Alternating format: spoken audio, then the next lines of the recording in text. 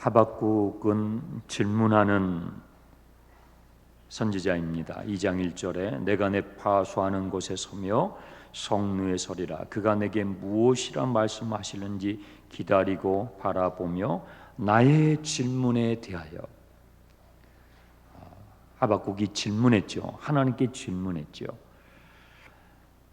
크게 두 가지에 관한 질문을 했어요. 1장 3절을 보시면 어찌하여 내게 죄악을 보게 하시며 패역을 눈으로 보게 하시나이까. 겁탈과 강포가 내 앞에 있고 변론과 분쟁이 일어났나이다. 하나님, 왜 이 세상에 악이 존재합니까? 굉장히 큰 질문이에요. 하나님, 왜 이 세상에 이 악한 악이 존재합니까? 어찌하여, 왜 이것을 하나님 방관하고 계십니까? 그러므로 4절, 그러므로 율법이 해이해지고 정의가 전혀 시행되지 못하니 이는 악인이 의인을 에워쌌으므로 정의가 굳게 행하여지고 있습니다. 악인이 둘러쌌다는 거예요. 왜 하나님, 이 세상에 악이 존재합니까? 악이 득세합니까? 그런데 왜 하나님께서는 가만히 계십니까? 굉장히 깊은 큰 질문을 지금 던지고 있는 거예요. 하나님께서는 이 첫 번째 하박국의 질문에 관해서 5절 6절 답변을 하시는데, 1장 6절을 보시면 보라, 내가 사납고 성급한 백성 곧 땅이 넓은 곳으로 다니며 자기의 소유가 아닌 거처들을 점령하는 갈대아 사람들을 일으키리라. 유대 땅에 하박국이 살고 있는 예루살렘에 이렇게 악이 득세하고 있는데 왜 하나님 보고만 계십니까? 하고 하나님께 질문을 하니까 돌아오는 하나님의 답변이 내가 방관하지 않아. 내가 악에 대해서 침묵하지 않아. 내가 갈대아 사람, 바벨론 사람들을 갈대아 사람들이라고도 합니다. 내가 바벨론 사람들을 들어서 이 예루살렘의 남유다에 있는 이 악을 내가 다룰 거야. 그러니까 하박국의 의문이 해소가 된 게 아니라 더 커진 거예요. 네? 갈대아 사람들을요? 우리가 세상을 살아가면서 아무리 봐도 정말 객관적으로 따져봐도 저 사람이 나보다 더 악해요. 악하게 살아요. 그런데 더 잘 살고요,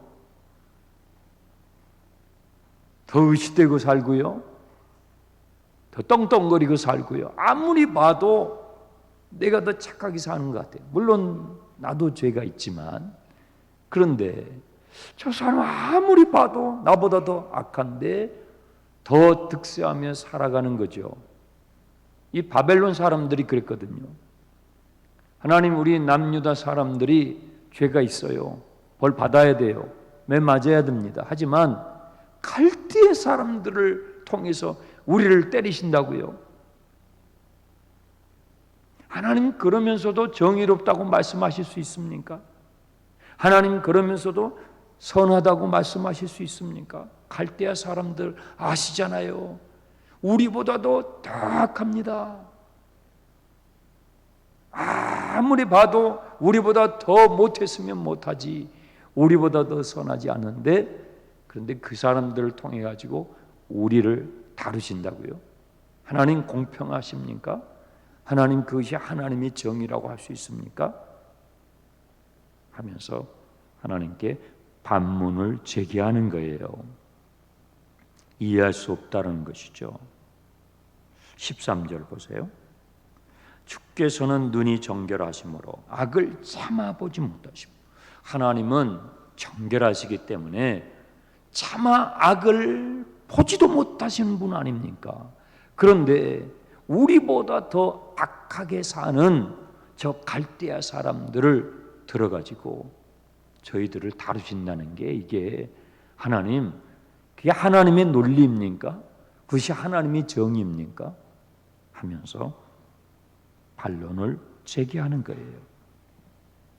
그 갈대아 사람들은요, 15절, 낚시로 모두 낚으며 그물로 잡으며 투망으로 모으고 기뻐하고 즐거워합니다. 그 사람들은요, 뭐 따지지도 않고 그냥 무자비한 사람들 아닙니까? 낚시로 투망으로 그물로 그냥 다 뺏어가는 그런 사람들 아닙니까? 그런 갈대아 사람들을 통해서 저희들을 다루시는 것이 그 하나님 선하신 게 정말 맞습니까? 하고 이 일을 제기하는 거죠. 또 16절, 그 갈대아 사람들은 그물에 제사하며 투망 앞에 분향하오니, 무슨 말입니까? 그들이 사용하는 그물과 투망이 좋아서 이렇게 많은 물고기를 잡은 것이라고 생각하고 그들이 만든 그 그물과 투망에 분향을 하고 제사를 하는, 하나님께서 그 일을 붙여주셔서 허용해 주셔서 땅을 차지하고 제국을 이루어 것이지만 바벨론 사람들은 그걸 모릅니다. 하나님이 그것을 허용해 주니 모릅니다. 그냥 자기들의 기술이 뛰어나고 자기들의 학문이 뛰어나고 그래서 그런 줄 알고 자신들의 그물과 투망에다가 넙죽절을 하고 거기에다가 제사를 하고 하나님 찾지도 않습니다. 하나님께 감사하지도 않아요. 그런 악한 갈대아 사람들을 우리를 다루기 위해서 사용하신다고요? 이해할 수가 없습니다. 하고 반론을 제기해요. 17절 보세요. 그가 그물을 떨고는 계속하여 여러 나라를 무자비하게 멸망시키는, 이것이 옳습니까? 이것이 하나님의 정의라고 할 수 있겠습니까? 하나님은 과연 선하다고 하실 수 있습니까? 하고 따지는 거죠. 이 하박국의 질문을 두 가지로 요약을 하면, 왜 이 세상에 악이 존재합니까? 왜 하나님 선하신 하나님의 계획을 이루어 가시는데 악을 포함시키십니까? 선하신 하나님이면 선하신 방법대로 하시면 되는데 그 하나님의 선한 계획에 악을 사용하십니까? 여러분 성경 읽으시면, 아니 인생을 살아가시면서 우리가 그리스도인으로 살아가면서 이런 질문 한두 번씩은 다 해보셨을 거예요. 하박국이 내가 하고 싶은 질문을 너무 기가 막히게 잘 정리해 가지고 한 거예요. 야, 이건 내가 물어보고 싶었던 질문인데, 정말 하나님께 궁금했던 질문인데, 많은 사람들이 이 악의 존재 때문에 하나님으로부터 멀어지는 사람들이 있어요. 또 어떤 사람은 이 악의 존재 때문에 하나님을 찾게 되는 사람도 있죠. 그러니까 이 하박국은요, 이 답변에 따라서 하나님을 버릴 수도 있고요, 하나님께 더 가까이 나갈 수도 있어요. 우리 존재에 관한 아주 깊고 큰 질문입니다. 저는 창세기를, 성경 앞에 있는 창세기를 펴면 거기 선악을 알게 하는 나무의 열매 이렇게 나와요. 왜 하나님께서 하나님의 선하신 계획을 이루어 가시는데 거기에 악을 포함시켰냐 이 말이에요. 왜 하나님 이 세상에 악이 존재하냐 이 말이에요. 하박국은 자신의 현실을 바라보며 또 자신이 섬겨왔던 하나님, 그분의 말씀을 기초해서 지금 하나님께 너무나 큰 질문을 하나님께 드린 거예요. 자, 2장 1절입니다. 내가 내 파수하는 곳에 서서 성루에 서리라. 그가 하나님께서 내게 무엇이라 말씀하실는지 기다리고 바라보며 나의 질문에 대하여 어떻게 대답하실지 보리라. 성루에 서서 기다리며 하나님께서 나의 질문에 뭐라고 답변하실지 내가 기다리겠다라고 하는 것입니다. 여러분, 신앙의 기다림은 굉장히 중요한 요소예요. 믿음은 기다림이 내포되어 있고 소망에는 기다림이 빠진 소망은 없어요. 사랑은요, 기다림이 내포되어 있죠. 우리에게 항상 있어야 되는 믿음과 소망과 사랑, 그 안에는 기다림이 우리 신앙의 본질적인 부분이에요. 기다림이 없는 믿음은 없어요. 기다림이 없는 희망은 없어요. 기다림이 없는 사랑은 없어요. 기다림이 없는 신앙은 없어요.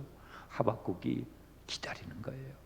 여기서 기다린다는 이 히브리어 짜파라는 단어인데요, 이 단어는 무작정 막연히 기다린다는 것이 아니에요.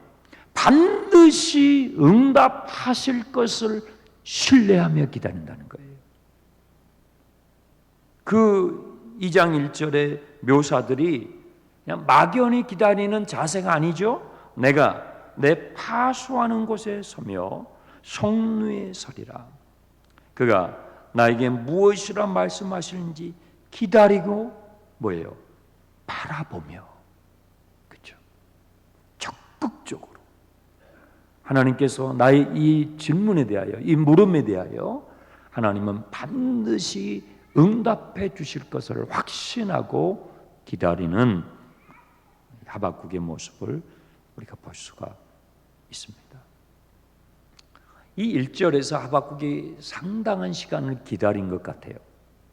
뭐 한 하루 이게 아니고 이 문맥의 분위기를 보면 2장 1절에서 상당한 시간 동안 하박국이 기다렸던 것 같아요. 이것은 그 다음에 나오는 하나님의 답변을 봐도 하박국이 기다렸던 것이 상당한 시간이었음을 알 수가 있어요.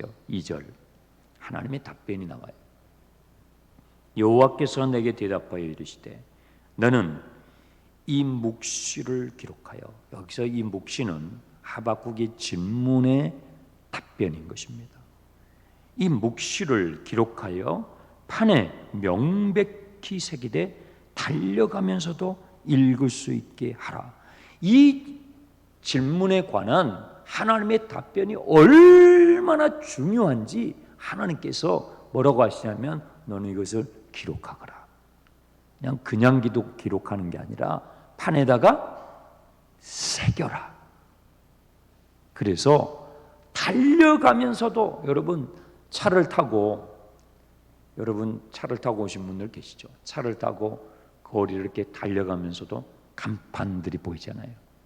간판들이 이렇게 읽혀지잖아요. 달려가면서도 볼 수 있도록 판에다가 새겨라. 무슨 말이에요? 이제 내가 너가 물은 질문에 대해서 답변을 줄 텐데 그 답변이 얼마나 중요한지, 그리고 너가 지금 나에게 물은 그 질문은 너무나 중요한 질문이에요. 이것은 오고 가는 모든 세대, 모든 존재들, 모든 인간이 품는 질문이기 때문에 그 질문에 대하여 내가 이제 답변을 할 텐데 너는 이것을 기록하며 너는 판에 이것을 새겨서 달려가면서도 사람들이 읽을 수 있도록 이것을 남겨두라고 말씀하시는 거예요. 이 히브리어 이 본문은요, 두 가지로 해석이 가능하다고 합니다. 히브리어 원문을 보게 되면 어떤 문장은 한 가지지만 두 가지로도 해석이 가능한 그런 문체들이 있는데, 이 2장 2절의 이 표현은요, 이렇게도 해석이 가능해요. 직역을 하게 되면 이 묵시를 읽는 자는 뛰어 달려가도록 하라. 이렇게도 번역이 가능해요.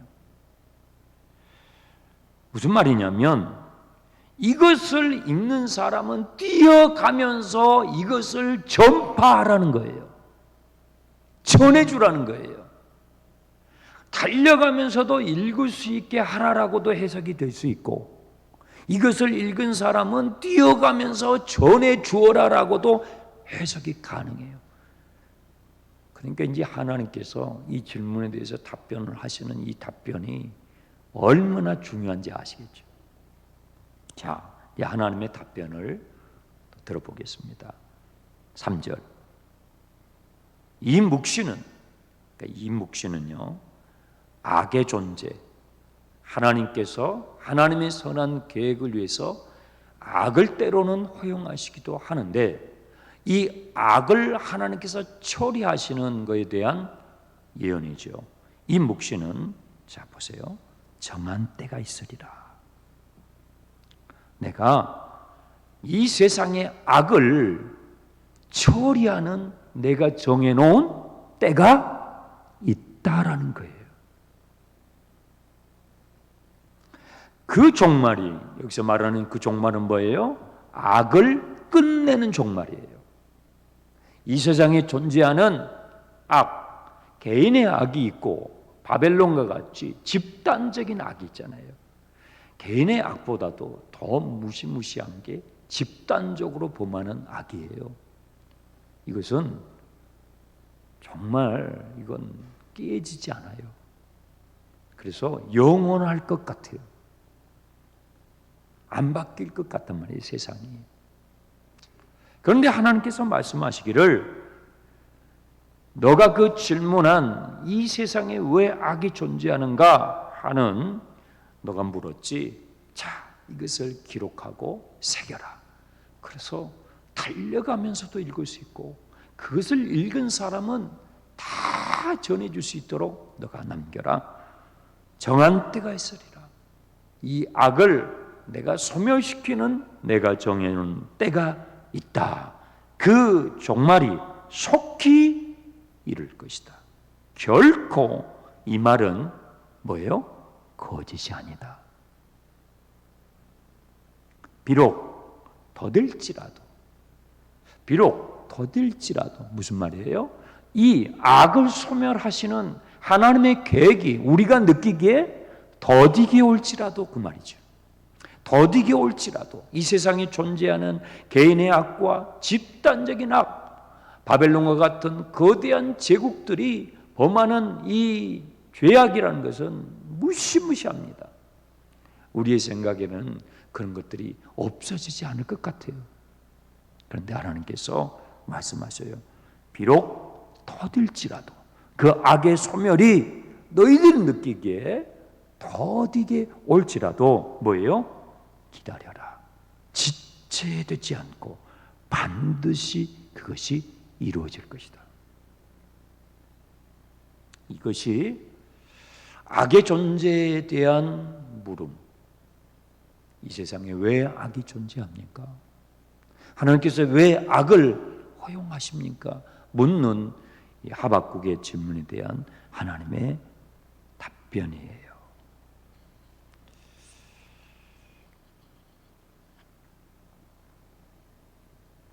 반드시 바벨론은, 여기서 바벨론은 집단적 악의 대명사로 사용되고 있죠. 이 표현은 신약과 구약 요한계시록까지 이 바벨론이 악의 대명사로 계속 등장하죠. 이 바벨론의 멸망은 비록 더디오는 것 같겠지만 우리가 생각하기에, 우리의 판단에, 우리의 관점에서 아예 그런 일이 안 일어날 것 같이 그렇게 더디 오겠지만 반드시 하나님이 정해놓으신 그 때가 올 것이고, 그 하나님이 정하신 때가 오게 되면 지체하지 않고 그 일이 이루어질 것이다 하는 주님의 말씀이에요. 그러면 그때까지, 하나님이 정해놓으신 그때까지 우리는 어떻게 살아야 하는가? 하박국 너는 어떻게 살아야 되는가? 라는 말씀을 4절에서 하세요. 4절. 보라 그의 마음은 교만하며 그 속에서 정직하지 못하나. 여기서 그의 마음은 바벨론을 말하는 거예요. 악의 세력을 말하는 거예요. 그 악의 세력들의 마음은 교만하며 그 속에 정직이 없지만, 그러나 의인 앞에 그러나라는 단어가 빠져 있습니다. 생략되어 있어요. 그러나 의인은 그의 믿음으로 말미암아 살리라.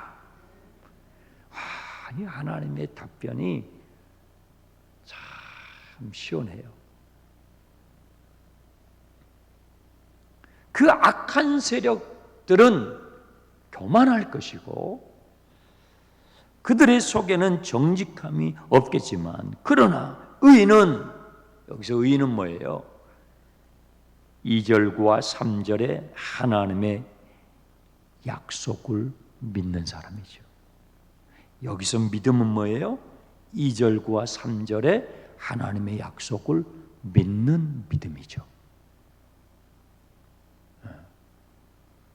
정한 때가 있을 것이며 그 종말이 속히 올 것이며 결코 이것이 거짓이 아니며 비록 너희가 느끼기에 더딜지라도 기다려라. 지치지 않고 반드시 이것이 이루어질 것이라고 하는 악의 소멸을 약속하시는 이 하나님의 약속, 정의로우신 하나님, 하나님의 정의에 대하여 믿는 그 믿음이죠.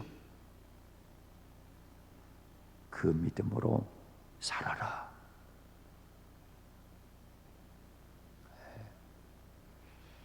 그 때가 올 때까지 너는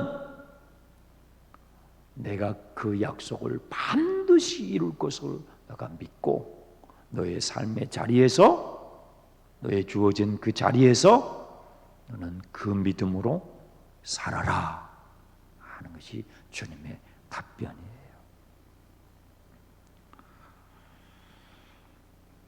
우리는 우리가 정해놓은 때에 악이 소멸됐으면 좋겠죠. 우리가 기대하고 우리가 생각하는 때에 이 세상의 악이 다 없어져 버리고 전쟁도 끝나고요. 정말 이 세상의 평화가 이루어졌으면 좋겠잖아요.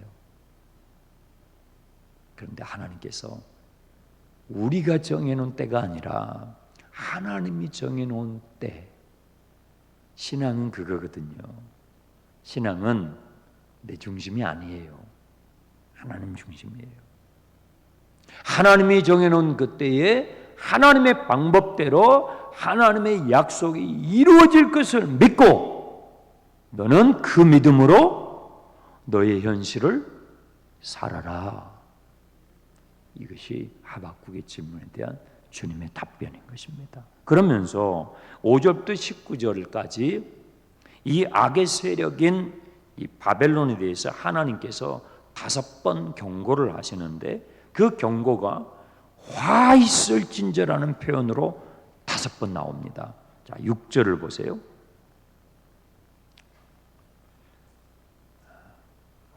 그 무리가 다 속담으로 그를 평론하며 조롱하는 시로 그를 풍자하지 않겠느냐. 곧 이르기를 화 있을진저 자기 소유 아닌 것을 모으는 자여. 바벨론은 자기 소유가 아닌 것을 그물을 치고 또 투망을 던지고 낚시를 던져서 자기의 소유가 아닌 것을 무지하게 긁어 모았잖아요.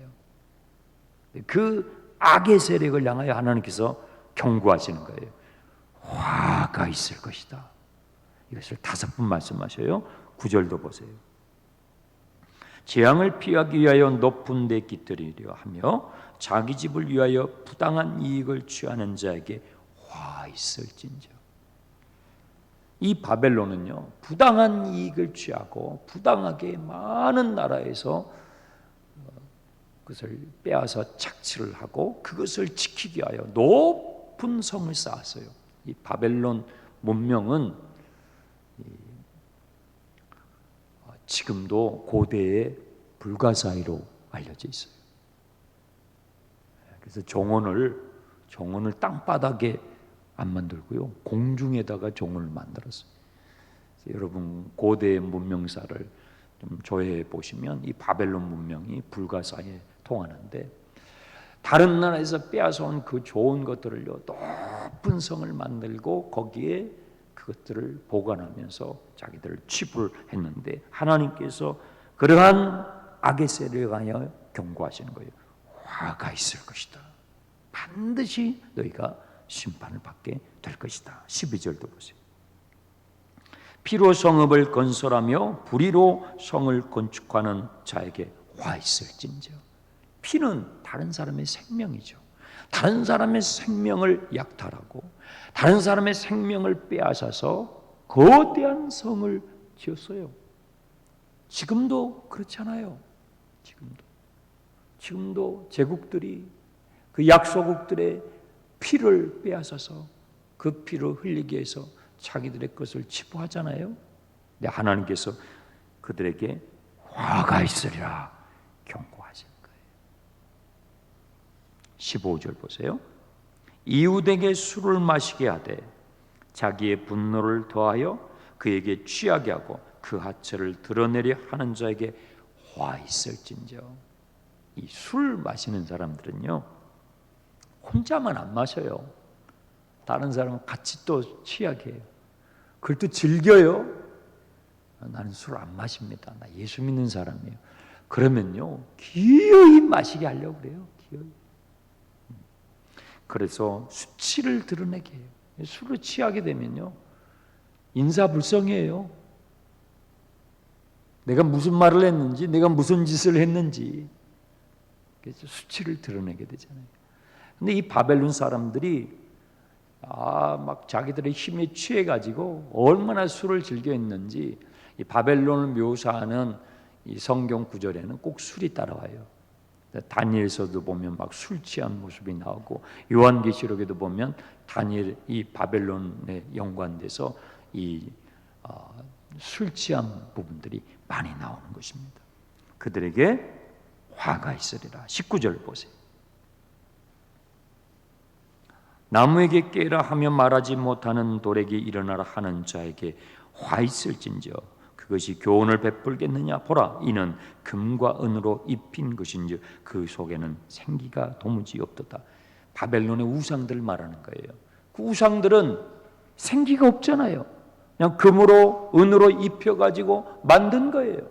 그런데 거기에 우상을 숭배하면서 남의 나라 것 착취하고 힘을 과시하는 이 바벨론을 향해서 하나님께서 경고하시는 것입니다. 하나님께서는 이 2장의 말씀을 통해서 이 세상에 영원한 권세는 없으며 영원한 것처럼 보이는 악의 세력, 이 세상에 악이 영원할 것처럼 보이잖아요.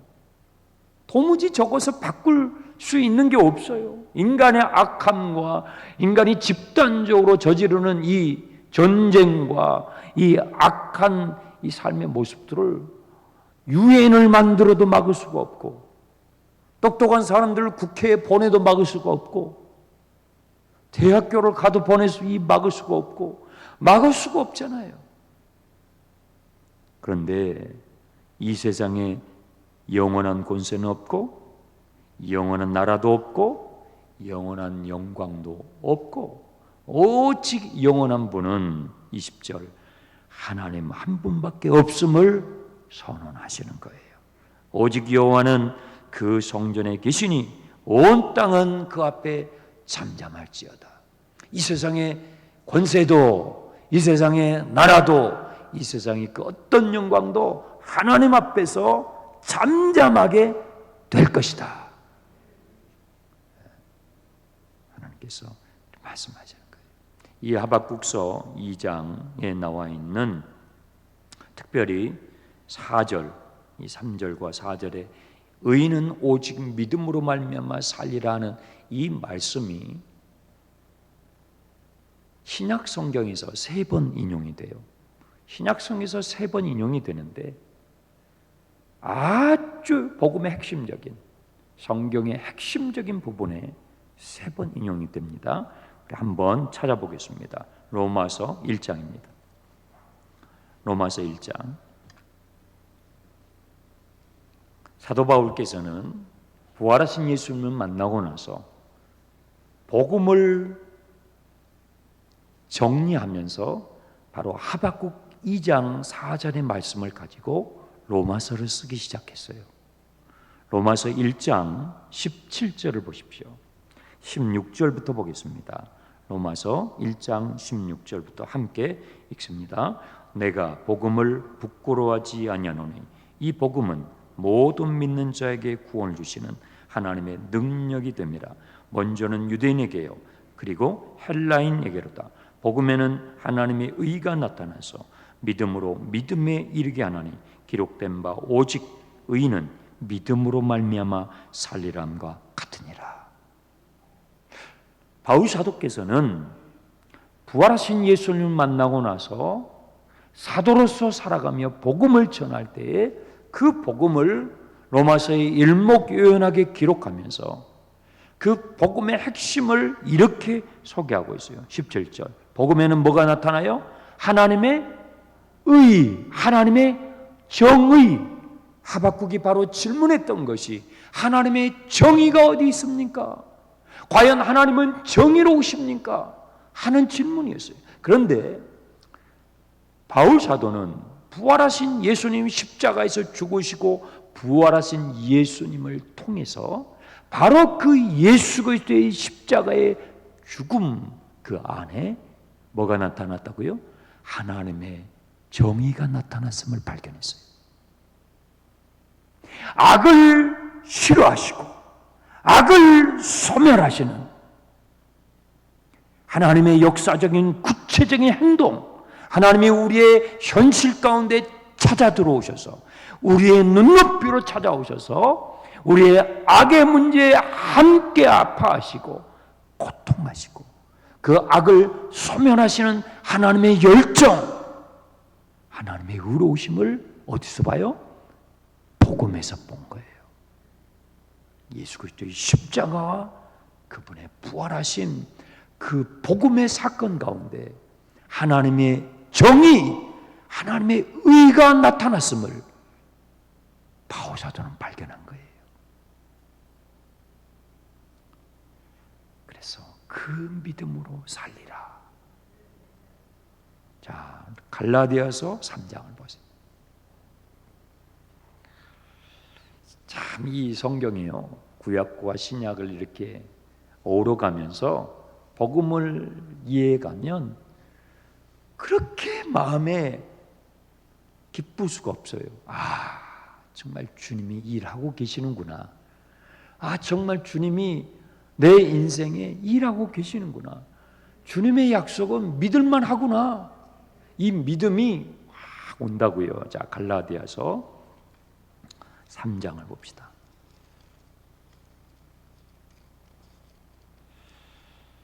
갈라디아서 3장 11절. 또 하나님 앞에서 같이 읽을까요? 또 하나님 앞에서 아무도 율법으로 말미암아 의롭게 되지 못할 것이 분명하니 이는 의인은 믿음으로 살리라 하였습니다. 네, 바울 사도는 갈라디아 교회 성도들에게 이 하박국서 2장 4절의 이 말씀을 인용하면서 사람이 의롭게 되는 것은 불의한 이 세상, 부조리한 이 세상에서 인간이 의롭게 되는 것은 율법의 행위로, 율법을 지킴으로 의를 이룰 수 있는 것이 아니라 우리를 위하여 우리의 불의함을 십자가에서 홀로 담당하시고 인간의 모든 악함을 소멸하기 위하여 십자가에서 피 흘리시고 부활하신 그 예수 그리스도를 믿음으로 말미암아 오직 의롭게 됨을 밝히고 있는 것입니다. 복음은 정말 기쁜 거예요. 복음은 우리 인생의 가장 근본적인 존재론적인 질문을 해결해요. 또 한 군데가 있어요. 히브리서 10장 히브리서 10장의 말씀은 주님의 재림과 관련된 말씀입니다. 히브리서 10장 35절부터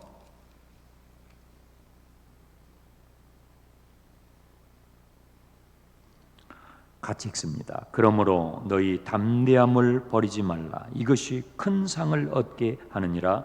너에게 인내가 필요함은 너희가 하나님의 뜻을 행한 후에 약속하신 것을 받기 위함이라. 잠시 잠깐 후면 오실 이가 오시리니 지체하지 아니하시리라. 나의 의인은 믿음으로 말미암아 살리라. 또한 뒤로 물러가면 내 마음이 그를 기뻐하지 아니하리라 하셨느니라. 우리는 뒤로 물러가 멸망할 자가 아니요 오직 영혼을 구원함에 이르는 믿음을 가진 자니라. 그리스도의 재림과 관련해서 37절에 잠시 잠깐 후에 오실 이가 오시리니 그리스도의 재림을 말하는 거예요. 그 재림을 기다리는 우리는 믿음으로 말미암아 살리라. 그리스도의 재림은 뭐예요? 이 땅의 모든 악을 완전히 제거하는 날이기 때문에 하나님의 정의를, 하나님의 의로우심을 만천하가 물이 바다를 덮음과 같이 모든 인생이 하나님의 영광을 보게 되는 그 순간이기 때문에 그 재림을 기다리는 너희는 하박국이 고백했던, 하박국에게 하나님께서 말씀하셨던 바로 그 믿음, 하나님은 정의로우심, 하나님은 반드시 이 악을 비록 너희가 느끼기는 더디게 느낄지라도 그 날이 반드시 오고 말 것이라는 그 믿음을 가지고 살아라 라는 것입니다. 오늘 우리의 현실이, 오늘 저와 여러분이 살아가고 있는 우리의 현실이 너무나 부조리하고 너무나 악이 득세하고 여러분의 직장에서 여러분의 삶의 자리가 그러하다 할지라도 하나님께서 하박국에게 주셨던 이 말씀, 오직 의인은 그 믿음으로 말미암아 살리라 하는 이 주님의 약속의 말씀을 정말 붙잡았던 사람들, 그 믿음의 사람들, 그들을 통해서 하나님의 역사는 지금도 진행되고 있습니다. 우리 모두가 그 믿음으로 승리하시기를 축원합니다. 기도하겠습니다. 하나님 아버지, 그렇습니다. 우리의 관점에서는 너무나 더딘 것처럼 우리 세대에 우리가 살아 생전에 이 땅의 모든 악들이 다 제거됐으면 좋겠지만 하나님께서는 하박국에게 말씀하셨습니다. 내가 정해놓은 그 때가 있다. 바울 사도는 십자가에서 죽으시고 부활하신 예수 그리스도를 만나며 바로 그 복음 안에 하나님의 정의가 나타났음을 발견하게 되었습니다. 오직 의인은 그 믿음으로 살리라 하며 달려갔던 우리 믿음의 선배들과 같이 우리 모든 나온의 성도들, 이 말씀을 듣는 주님의 사람들이 그 믿음으로 살게 해 주옵소서. 예수님의 이름으로 기도하옵나이다.